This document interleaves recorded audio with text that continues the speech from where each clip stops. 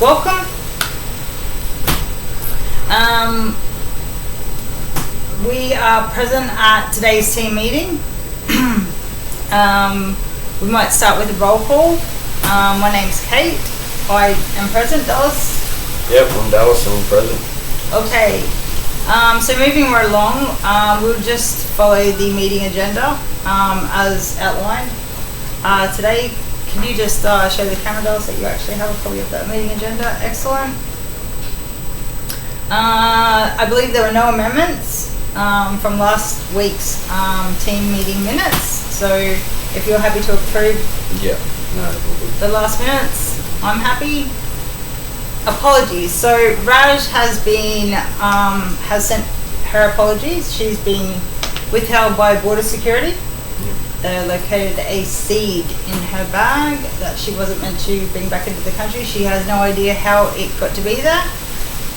She is keeping us informed as things progress.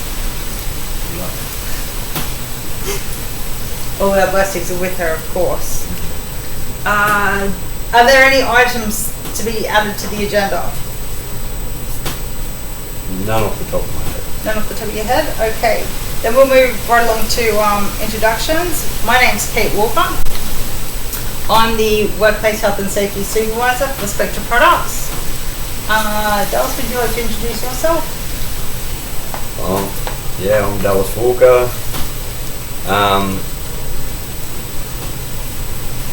Yeah. Okay. I'm be part of the meeting today. Excellent. Thank you, Dallas. Now, I believe you've also been assigned the task of taking today's minutes. Yeah. So I could give you those. And today we'll be recording the minutes in resolution minute taking format.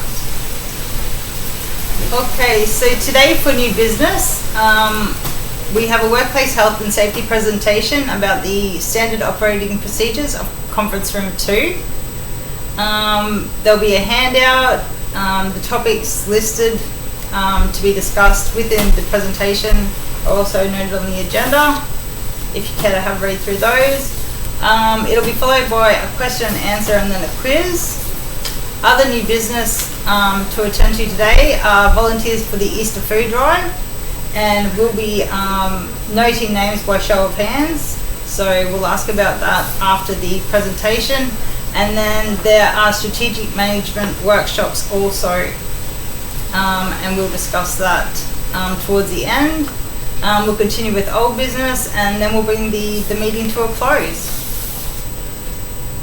Okay, so alright, so I'll just start by bringing the... Okay, so we'll be looking at the new process for the Workplace Health and Safety SOP for Conference Room 2 that we're giving a little bit of information about today. Okay, so I'll just go through and give you a little bit of history about Conference Room 2. Conference Room 2 was designed as an outside access conference room. So basically what that means is that you do not need to enter the office to attend the conference. You can just enter it straight from the hall as you arrive at the building. Okay, now this little excerpt here is about the policy of Conference Room 2, and I will read it. Conference Room 2 shall only be used for its designed and build purpose to host meetings and conferences at a standard we deem operational within the current world and to best present our department in doing so. There shall be no other authorised use for this room other than what the policy other than what has been outlined above, and that is in the applicable rules and policy for Conference Room 2. Okay, so procedure defined. Now this little excerpt is actually from the Oxford Languages Dictionary, and it defines procedure as an established or official way of doing something, a series of actions conducted in a certain order or manner. I would like it noted that we're not actually changing the procedure for Conference Room 2. What was previously mentioned remains. There's nothing wrong with the procedures. The problem is people aren't following the procedure. Okay, so what is workplace health and safety? Workplace health and safety involves managing risks to the health and safety of everyone in your workplace, including workers, customers, visitors, suppliers. It is sometimes known as occupational health and safety. Managing workplace health and safety initially costs money and time to implement safe practices and install safety equipment. However, not taking action can result in prosecution, fines, and loss of skilled staff. Okay, so what we have noted, over the last 3 months there have been several workplace health and safety incidences that have occurred within conference room 2. Now, there were 10 chairs, executive office chairs, that were bought to comfortably accommodate the level of executive that would use conference room 2 10 months ago. The most recent count is 6. Many complaints have been made about how cold it is when walking past the conference room, even though there are no guests present. Last week we have had to replace the external access door fittings as it had become weak and started to fall off its hinges. Okay, so the issues at hand. Our compliance target report for workplace health and safety incidences each month is less than 1. Issues occurring as a result of people not using the equipment properly, not following the correct procedures, and not doing the right thing have taken us to the tally limit. And I have been asked to speak with the office staff about it. There is no reason for these incidences when appropriate and sufficient plugs have been supplied. Further, we have searched every corner of the office to locate these chairs. We've checked the equipment hire register, we've asked all office staff, we've checked conference rooms, storage rooms, equipment holding rooms, data rooms. They're nowhere to be found. We have no idea what's happened to them. So we ask that if anyone has any information to where these 4 office chairs have gone to, if they could please let us know.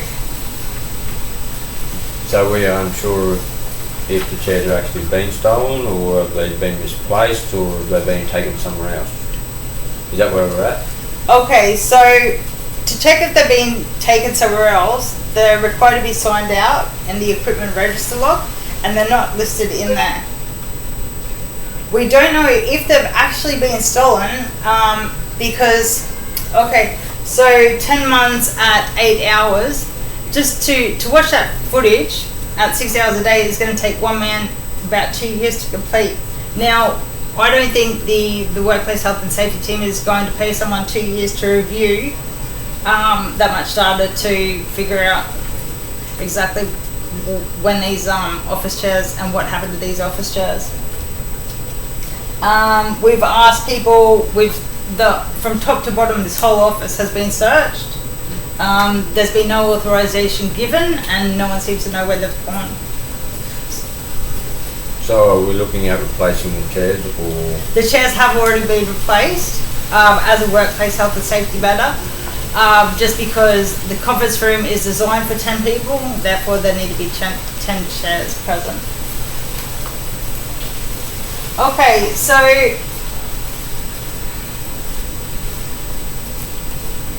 now the air conditioning and heating have been made available to the conference room for people who are attending for various lengths to accommodate them so that they feel comfortable. We remind you that facilities within the conference room are only to be utilised for the purpose of the conference. So you may sit directly across from the conference room door and it could be cold and you decide to put the heater on in there to make yourself a little bit warmer. That's the wrong actions to be taken. We don't want to see people starting the heater at 30 degrees at 8 o'clock in the morning when the conference isn't due till 12 o'clock, so that everyone else in the office gets way too toasty. Last, it was found that excessive use and heavy leaning on the door were the cause of the hinges to become bent and loose. The gauge of material used is industrial strength. Now, we've been advised that leaning and excessive opening and closing of the door have been the causes for this. So we'll be looking at, we've actually reviewed some data and we found that there's an extra 30 swipes in and out of the conference room every day. So that's 5 people taking a shortcut through the conference room 3 times a day, morning tea, lunch and afternoon tea, down to the cafe, which it's not designed for.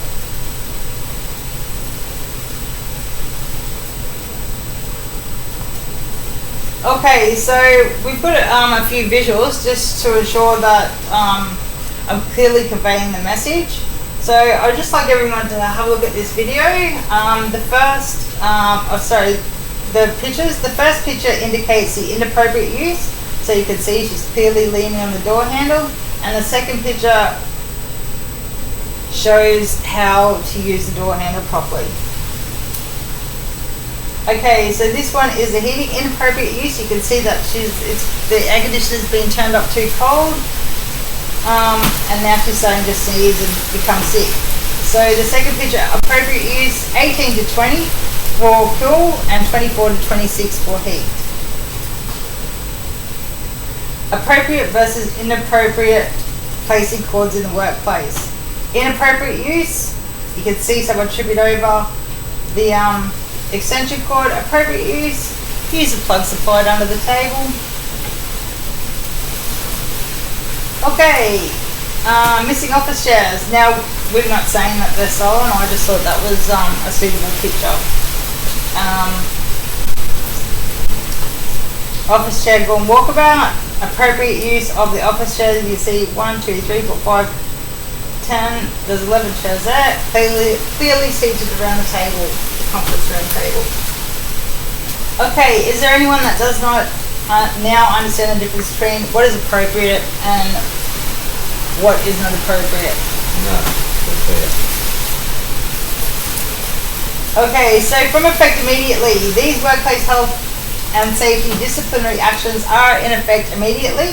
The security cameras are to be installed after close of business this afternoon. Okay, so resulting action to be in effect. Tower adapters and extension cords are not to be run across the walkways. There are numerous cord holes provided within the tables, so this is not an issue to plug in equipment needed for the meetings, conferences, such as computers and laptops. There is no need for these items to be there, as there are various outlets provided underneath the table. So the resulting action is that we will be performing random checks to make sure there's no extension leads in use prior to conferences as they happen. Was this brought about by an incident that occurred? It most certainly was. Several incidents rather, and I'll get to that specific incidents a little further into the presentation, Dallas. The equipment in the conference room is permanently affixed, including projector, screen, table plugs under the table. Basically everything except for the chairs. As such, we will be placing security cameras on both entries to conference room 2 so that we are able to monitor items being brought in and taken out. The air conditioner rope will be administered by the administration team and appropriate managers. You will not be given the remotes for the air conditioners until 1 hour prior to your conference or meeting booking. Okay, and the conference room is further not provided as a place for you to sit while you have morning tea. Swiper access will be monitored, and like I said, 30 excess swipes per day. So we'll be. That's right. Thank you, Dallas. It's not acceptable, and we'll be looking at that to try and improve on that.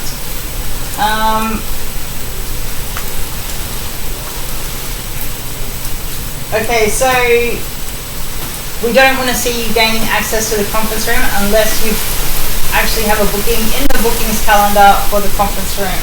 Disciplinary action will be taken against those who misuse conference room 2 by their relevant managers.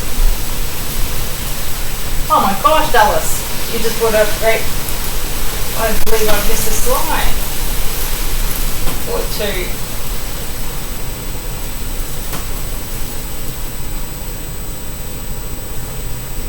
It really does seem to have disappeared.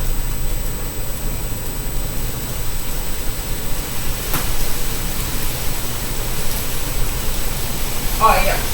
Okay, no, still to come. Okay, so when is our authority valid? I have the authority to apply disciplinary action in the following circumstances and events. When there is non-compliance with the workplace health and safety policy or procedure. When, despite the rule, policy, guide, or procedure being in place, it is still at risk of, able to pose a risk to the health and safety of people. When there have been repeated requests for action to ensure a safer work environment and no action has been taken. When we believe measures need to be taken in order to begin a change in behaviour of workplace attendees.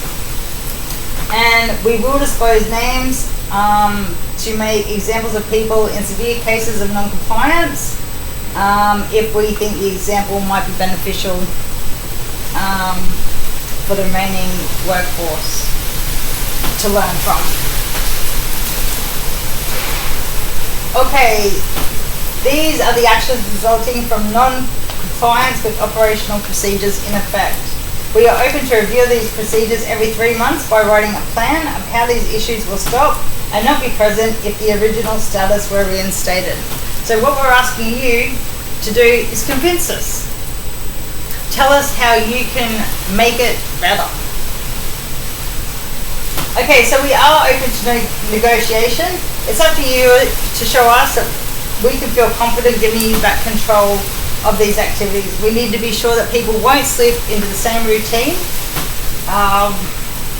So unless you can create a solid plan that can convince us, it's unlikely that the former procedures will be reinstated. What I'm really trying to express here is the severity of the incidences that have occurred. Let's have a look at it from my perspective, okay? So we install over 50 electrical outlets in a state-of-the-art conference room that cost $7.5 million to build.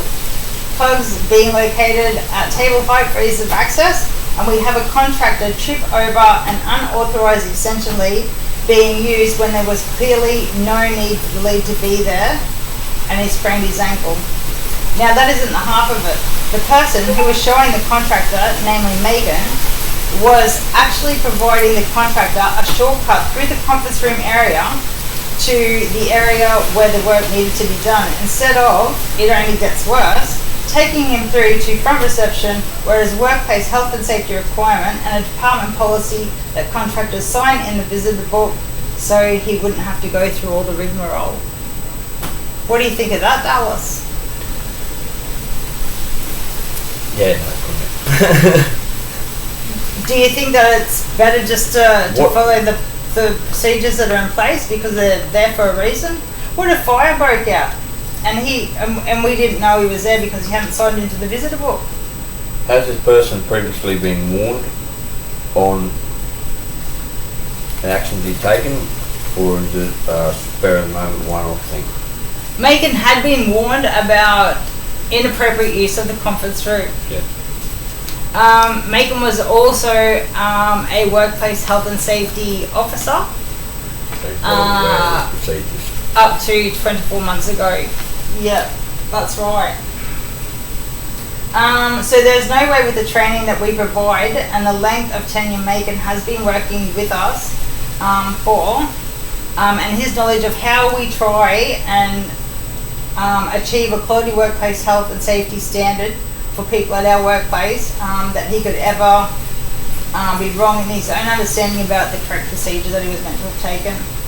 It was non-compliant action, and I just can't fathom how he could even come to the conclusion that that would have been a plausible action to take. As a result, we found Megan negligible of his position, and his position was terminated last month. Being found negligible in your actions at a hearing means you are unable to work with this company within a 5-year separation period, and then you must provide a case as to why you believe you should be given another chance with evidence after that period has lapsed. So just to be clear about this, these are, it's more like an essay. I think there's a word limit to it, and I think there's something like 10,000 words. and you need to be able to provide evidence of how you've changed and ways you've improved, and how you can help business improve with respect to workplace health and safety. So we'll look at some of the possible consequences of disciplinary action. Oh, sorry, I forgot. There's handouts. Did you need a handout, Dallas? Would you rather read through the handout? You're welcome. Okay, so your employment could be terminated or suspended. You could be demoted and suffer wage loss. An example could be made of you with your name included and your event placed into a case study. So workplace health and safety supervisors or anyone ascending through the ropes in workplace health and safety department have various case studies that they analyse and try and figure out the behaviour of why people have acted the way that they've acted. So furthermore, you might be required to take leave and complete a workplace health and safety course. I believe they run for 6 months, whereby you will be required to gain a workplace health and safety qualification. You could be asked to present a request not to have your position terminated. Okay, so further information. These changes are a directive of the Workplace Health and Safety Operations. If you would like to make a complaint, please use the appropriate form located on the Workplace Health and Safety intranet page. The plan for the Workplace Health and Safety change, along with guidelines and application, can also be found on the home page. Now, I printed off a copy of the penalties for breaches to workplace health and safety law from the Queensland Government Business Queensland website. If you'd like to have a look through those, Dallas. It's pretty extensive, and it can actually be quite severe. You can face imprisonment. There's, rather large fines, and we're not talking hundreds of thousands of dollars. We're talking millions of dollars for non-compliance with workplace health and safety procedures.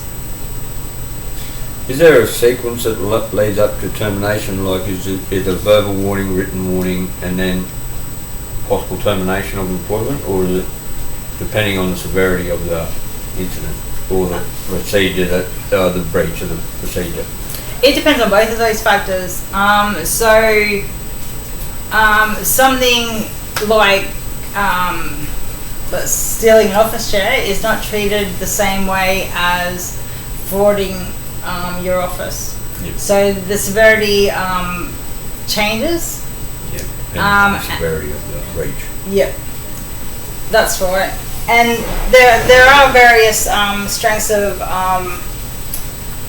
discipline applied. So for something minor, you might get a warning letter, which outlines what you need to do to comply or show that you've complied.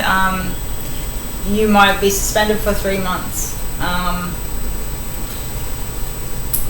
Right. Once again, that depends on the training that you've received, the positions that you've held. Obviously being on a workplace health and safety committee or something like that, you're going to get penalised a little bit more than someone that doesn't have the knowledge. That's right. Okay, so question and answers. Do you have any further questions or answers? No, I'm pretty. Questions, sorry. I'm pretty good there. I've asked everything I needed to ask. Okay. So I believe I have a quiz to present now.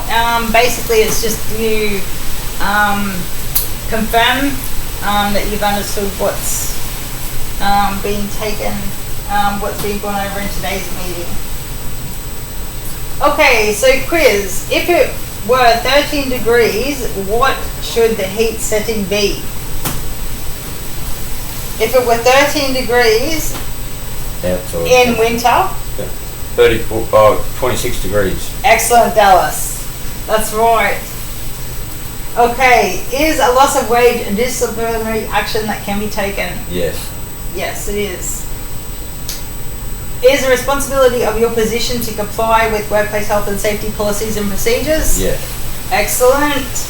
And last, misuse of work equipment is alright, yes or no? No. Excellent, Dallas. You've done well. 4 out of 4 for you today. And with that, I'm going to bring my presentation to a close. And we'll just get a show of hands we'll move along to the next agenda topic. And that were the volunteers for Easter Food Drive. If I can just get a show of hands if you'd like to participate, Dallas. Excellent. I'll just write your name down as a volunteer for that. Okay, and the strategic management dates have been released. Now they're on the 4th of the 4th, the 12th of the 4th, and the 23rd of the 4th at the Leichhardt Room at the Council Auditorium, and 8:30 a.m. start.